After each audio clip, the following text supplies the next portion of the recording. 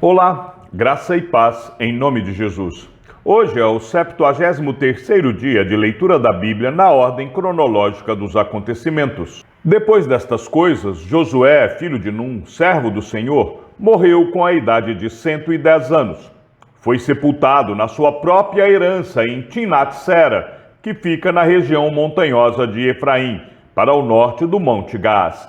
Israel serviu o Senhor todos os dias de Josué e todos os dias dos anciãos, que ainda sobreviveram por muito tempo depois de Josué, e que sabiam de todas as obras que o Senhor tinha feito por Israel. O povo serviu o Senhor todos os dias de Josué, e todos os dias dos anciãos, que ainda sobreviveram por muito tempo depois de Josué, e que viram todas as grandes obras que o Senhor tinha feito por Israel. Josué, filho de Num, servo do Senhor, morreu com a idade de 110 anos. Foi sepultado em sua própria herança em Timnat-Heres, na região montanhosa de Efraim, ao norte do Monte Gaás. São estas as nações que o Senhor deixou ficar para, por meio delas, pôr Israel à prova, isto é, para provar todos os israelitas que não sabiam de todas as guerras de Canaã. Ele fez isso tão somente para que as gerações dos filhos de Israel conhecessem a guerra, para lhes ensinar a guerra, pelo menos as gerações que anteriormente não sabiam disso. Os que ficaram foram 5 governantes dos filisteus, todos os cananeus, sidônios e heveus, que habitavam as montanhas do Líbano, desde o monte de Baal-Hermon até a entrada de Ramate. Eles ficaram para, por meio deles, o Senhor pôr Israel à prova, para saber se dariam ouvidos aos mandamentos que havia ordenado a seus pais por meio de Moisés. Depois da morte de Josué, os filhos de Israel consultaram o Senhor, dizendo: quem de nós será a primeira tribo a lutar contra os cananeus? O Senhor respondeu: a tribo de Judá será a primeira. Eis que entreguei a terra nas mãos desta tribo. Então os filhos de Judá disseram aos seus irmãos da tribo de Simeão: venham conosco à herança que nos caiu por sorteio e lutemos contra os cananeus. Depois também nós iremos com vocês à herança que lhes caiu por sorteio. E os filhos de Simeão foram com eles. Os filhos de Judá atacaram, e o Senhor lhes entregou nas mãos os cananeus e os ferezeus, e em Bezeque mataram 10.000 homens.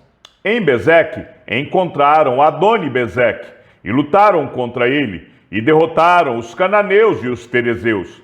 Adoni-Bezeque fugiu, mas eles o perseguiram, e prendendo-o, lhe cortaram os polegares das mãos e dos pés.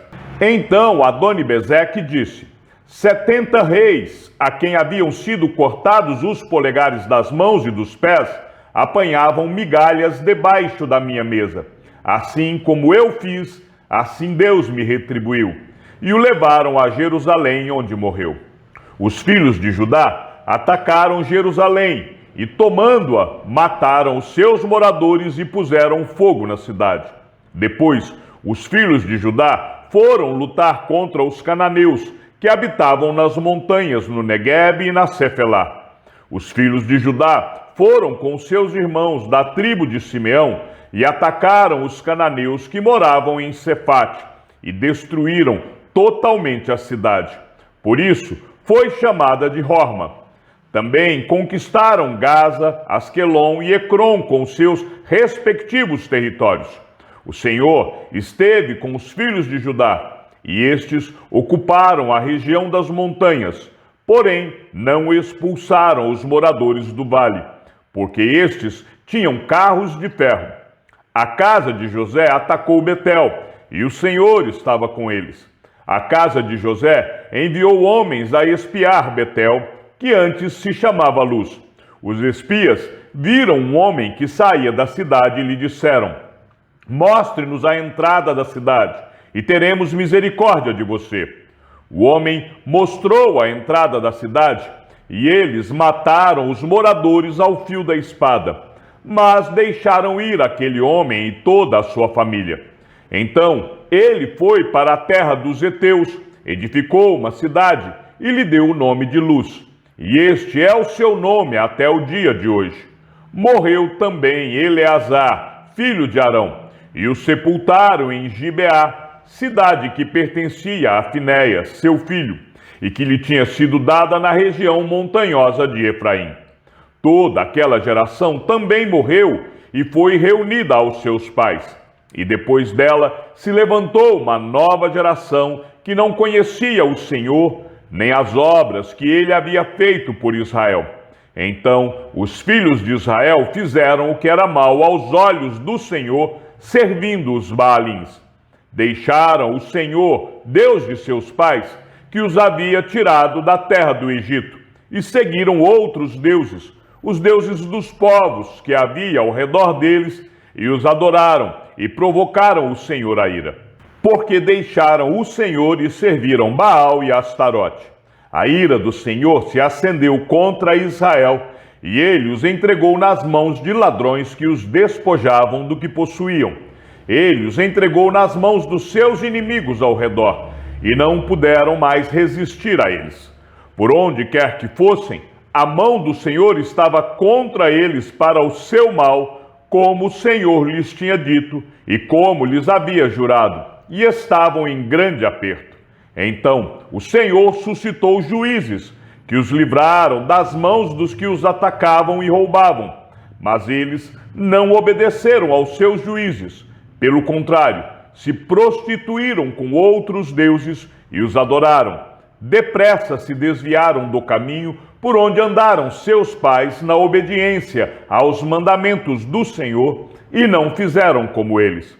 Quando o Senhor lhes suscitava juízes, o Senhor estava com o juiz e os livrava das mãos dos seus inimigos, todos os dias daquele juiz, porque o Senhor se compadecia deles antes os seus gemidos, por causa dos que os afligiam e oprimiam. Mas, quando o juiz morria, eles voltavam a viver como antes e se tornavam piores do que os seus pais, seguindo outros deuses, servindo-os e adorando-os. Não abandonavam nenhuma das suas práticas, nem a sua obstinação. Por isso, a ira do Senhor se acendeu contra Israel, e ele disse: por que este povo transgrediu a minha aliança, que eu havia ordenado a seus pais, e não deu ouvidos à minha voz? Também eu não expulsarei mais de diante deles nenhuma das nações que Josué deixou quando morreu. Por meio delas, vou pôr Israel à prova, para ver se o povo guardará ou não o caminho do Senhor, como seus pais o guardaram. Assim, o Senhor deixou que aquelas nações ficassem, e não as expulsou logo, nem as entregou nas mãos de Josué. Assim, os filhos de Israel moravam no meio dos cananeus, dos heteus, dos amorreus, dos ferezeus, dos heveus e dos jebuseus. Tomaram de suas filhas para si por mulheres, e deram as suas próprias aos filhos deles, e rendiam culto a seus deuses. Os filhos de Israel fizeram o que era mal aos olhos do Senhor, e se esqueceram do Senhor seu Deus, e renderam culto aos Baalins e ao poste da deusa Azerá. Então a ira do Senhor se acendeu contra Israel, e ele os entregou nas mãos de Cusã-Risataim, rei da Mesopotâmia. E os filhos de Israel serviram Cusã-Risataim durante 8 anos. Os filhos de Israel clamaram ao Senhor, e o Senhor lhes suscitou um libertador que os libertou, Otiniel, filho de Kenaz, que era irmão de Calebe e mais novo do que ele. O Espírito do Senhor veio sobre ele, e ele se tornou juiz de Israel. Foi para a guerra, e o Senhor lhe entregou nas mãos Cusã-Risataim, rei da Mesopotâmia, contra o qual ele prevaleceu. Então a terra ficou em paz durante 40 anos. Otiniel, filho de Kenaz, morreu. Nos dias em que os juízes julgavam, houve fome na terra de Israel, e um homem de Belém de Judá foi morar por algum tempo na terra de Moabe, com a sua mulher e os seus 2 filhos. Este homem se chamava Elimeleque, e sua mulher se chamava Noemi. Os filhos se chamavam Malom e Quilion. Eram efrateus de Belém de Judá. Foram à terra de Moabe e ficaram ali. Algum tempo depois, Elimeleque, o marido de Noemi, morreu, e ela ficou sozinha com os 2 filhos. Estes casaram com as mulheres moabitas. O nome de uma delas era Orfa, e o nome da outra era Rute, e ficaram ali quase 10 anos. Depois morreram também Malom e Quilion, os 2 filhos de Noemi, e assim ela ficou sozinha, sem os 2 filhos e sem o marido.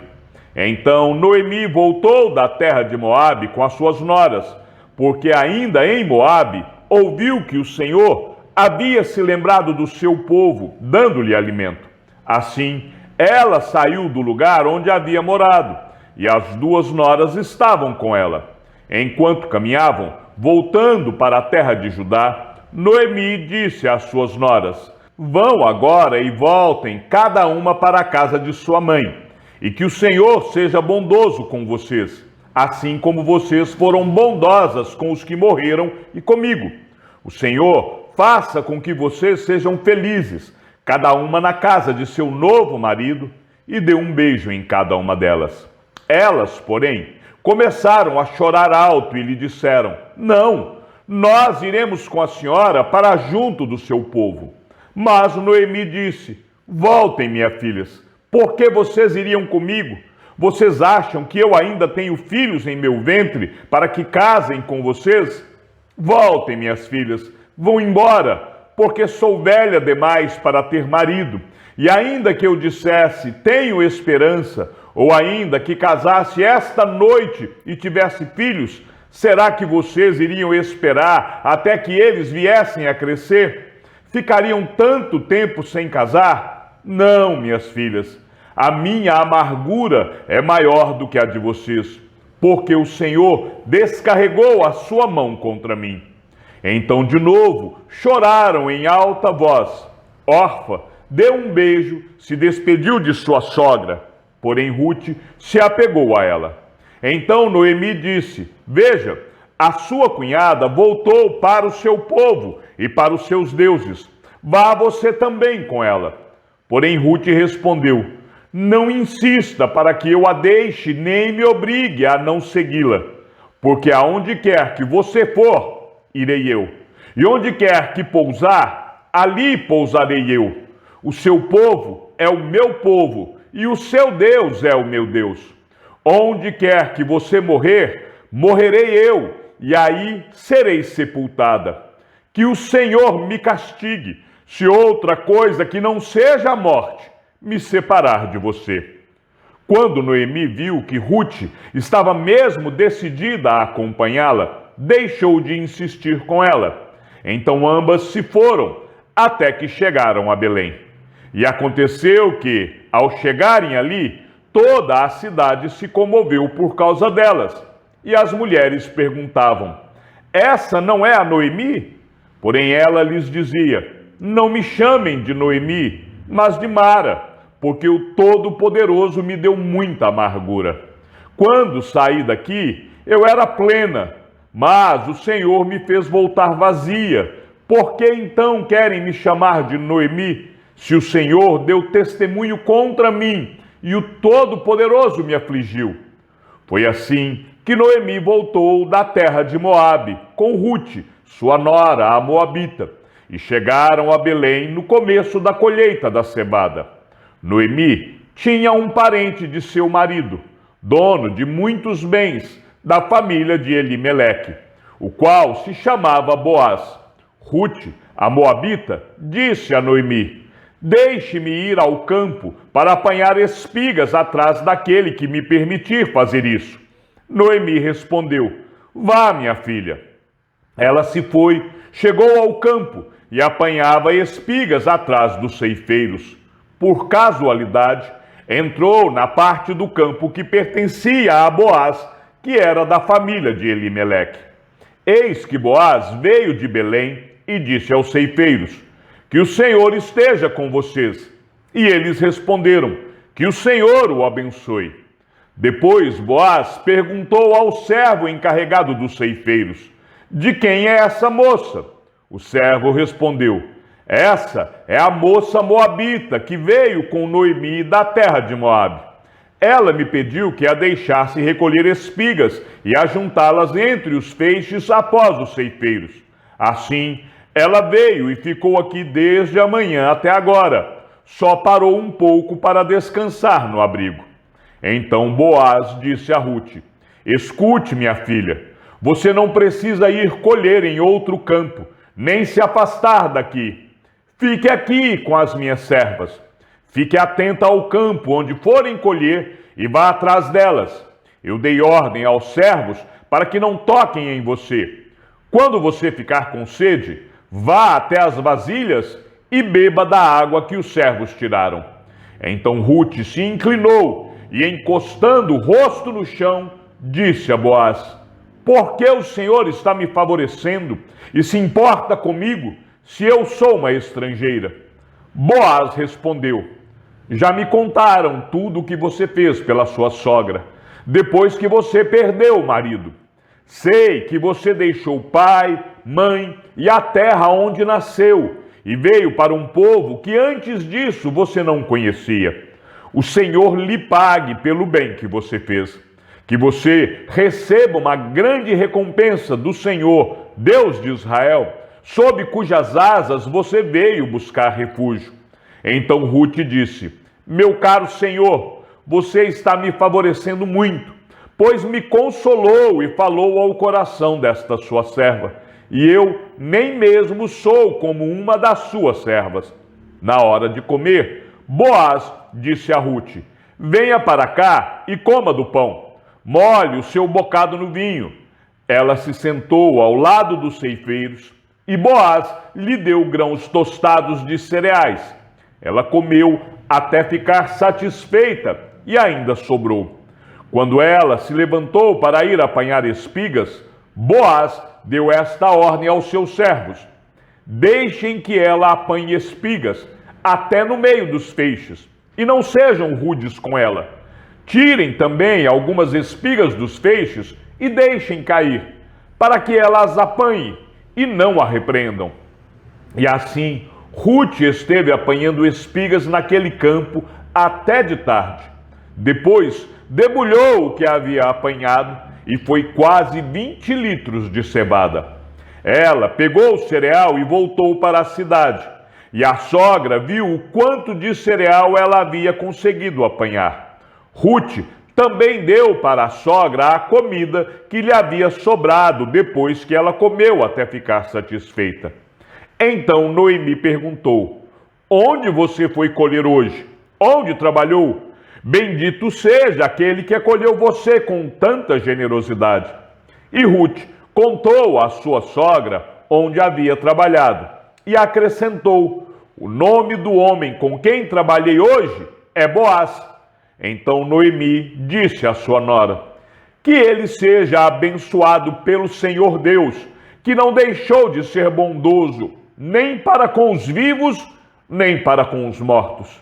E Noemi acrescentou: esse homem é nosso parente chegado e um dos nossos resgatadores.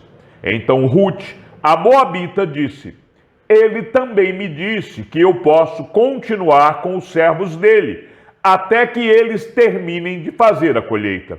Noemi respondeu: é melhor mesmo que você vá com as servas dele, minha filha.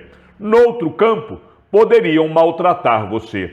Assim, Rute ficou na companhia das servas de Boaz para apanhar espigas, até que a colheita da cevada e do trigo se acabou, e continuou morando com a sua sogra. Chegamos ao fim da leitura de nosso 73º dia. Que o Senhor seja com o teu espírito e que a graça seja com todos os que amam sinceramente a nosso Senhor Jesus Cristo.